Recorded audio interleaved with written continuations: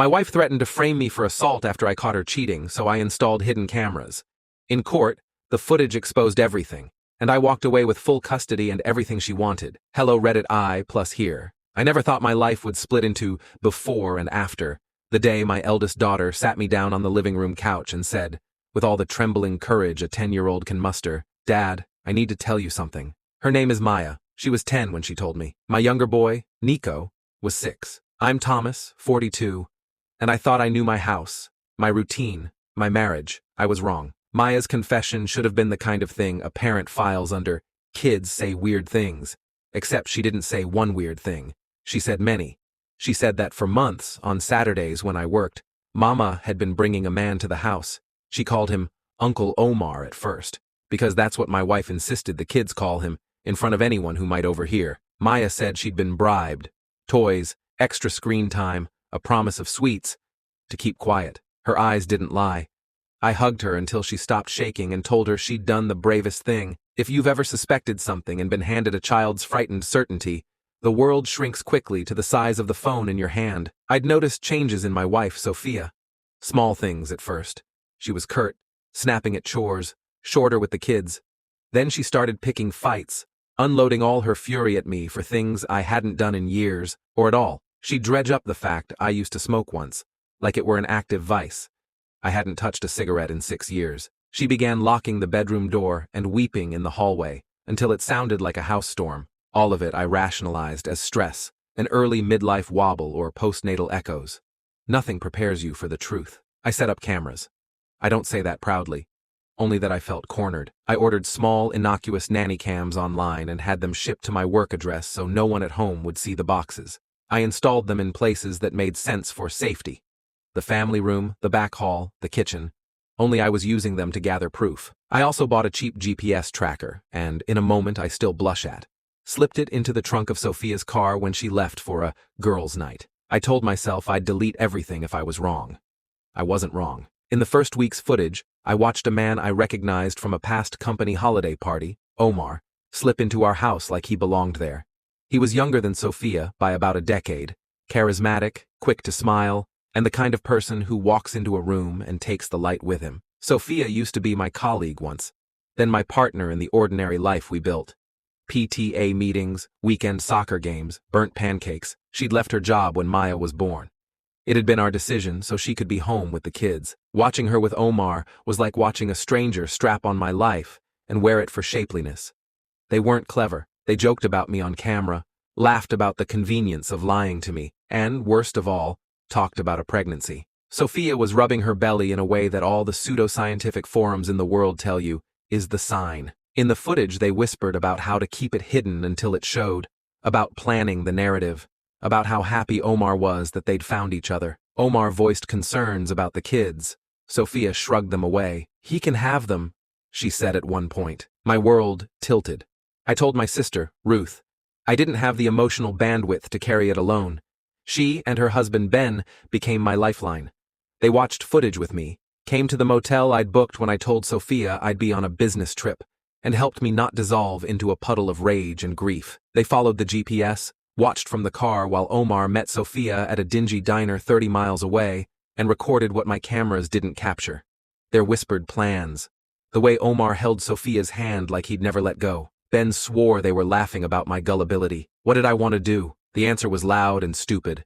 Rip the world apart. I scraped the money, packed a bag, and checked into a motel by the highway. I watched footage too much.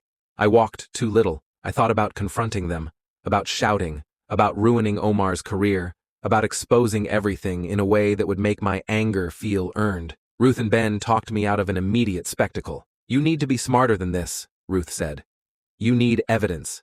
You need a plan." The plan became a slow, surgical dismantling. I hired a local private investigator, not from any noble impulse but because you need someone who speaks the language of legal proof. We collected timestamps, witness statements. The neighbor saw the new friend get into the car at 2 a.m., and copies of Sophia's texts to Omar. There were messages that made my skin crawl.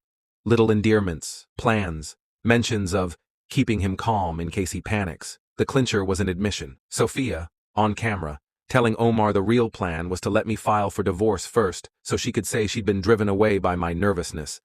and then frame me for something she said I'd supposedly done. The exact words she used, "I'll spare you the sentence," was chilling. She planned to paint me as the monster who had done the unthinkable. I realized then that I'd better be one step ahead at every turn. We retained a good family lawyer. I know that sounds like a thing rich people do and a thing normal people dread, but collapse of a marriage is a legal as well as emotional minefield. I gave the lawyer everything: the footage, the GPS logs, statements from Ruth and Ben, witness contact info. We filed for divorce quietly. Sophia was furious when she found out. The cameras had made her cocky. She thought she could control the story. She called our children into the living room when I left and told them I was on a trip, then called Omar and laughed in the hallway. The next morning she found a petition pressed under the door. She screamed. She called the cops once, hysterical, saying I was a stalker. We handed over the video. The police didn't laugh. Court is a theater of its own. There were days of discovery that felt like being picked apart, pages and pages of interrogating a life. My lawyer was relentless, in the way of people who have made peace with paperwork. Sophia tried a play I didn't expect. She claimed emotional abuse, said I'd driven her from the house with my temper, and accused me of planning something criminal to disgrace her. It was grotesque to sit in a courtroom while my marriage was turned into a catalog of accusations. She even tried to get temporary custody of the kids by painting me as an unfit, dangerous parent. The judge looked tired, which was the only thing in his favor. Tired judges cut through performative displays quickly. Here's the part you probably want. Plain and unvarnished. The evidence won. The nanny cam footage was irrefutable. The GPS placed Sophia's car where the private investigator and Ben's surveillance had recorded them. Her texts were timestamps of betrayal. The judge issued a temporary order that placed the kids with Ruth and Ben while the matter was heard. Sophia screamed at the door as they packed up the kids. She called them traitors. I felt nothing but a hollow numbness, like a chest after a bird has flown out. In court, with the evidence laid bare, Sophia tried to pivot to character assassination.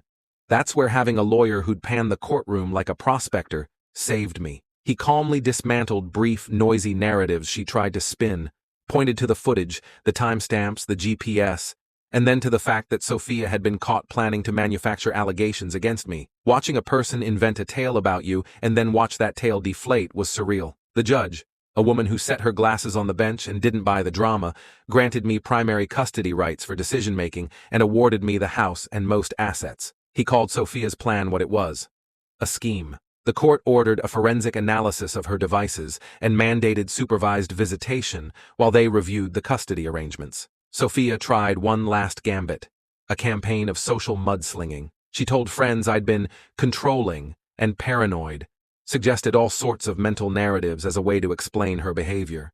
People picked sides.